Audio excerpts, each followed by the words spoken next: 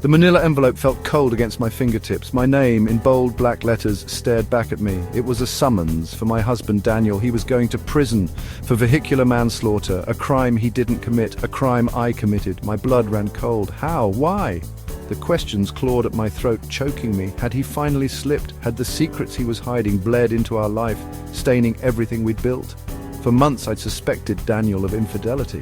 The late nights, the hushed phone calls, the scent of unfamiliar perfume clinging to his clothes, all pointed to another woman.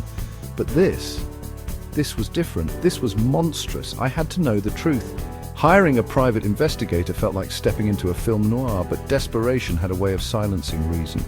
2 days later, the investigator's call confirmed my darkest fears, but not in the way I expected. Your husband, he's covering for someone. The investigator's voice was rough, gravelly. Hit and run 5 years ago. The victim was a young woman left at the scene. Died instantly 5 years ago.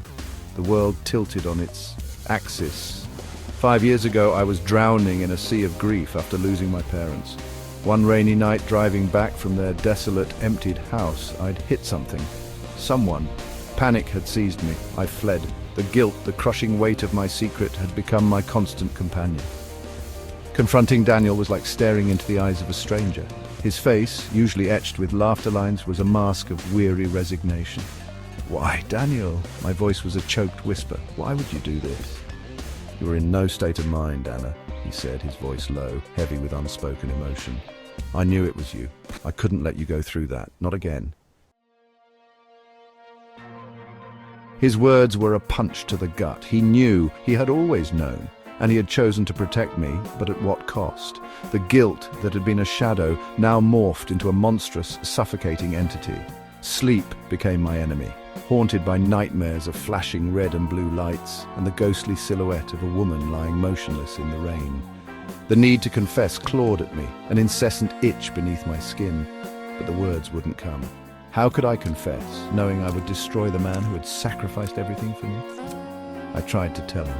The words formed on my tongue, heavy and bitter, but they died in my throat. His hand found mine, his touch a lifeline. "It's okay, Anna," he whispered, his eyes reflecting a pain that mirrored my own. Days bleed into weeks. Daniel's sentencing date looms, a dark cloud on the horizon. The weight of my secret crushes me, suffocating the joy from our life. The laughter, the stolen kisses now feel tainted, laced with guilt and fear.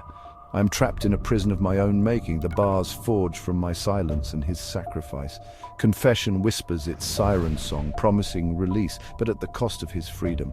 Silence offers a perverse kind of protection, but condemns us both to a life lived in the shadows of my sin.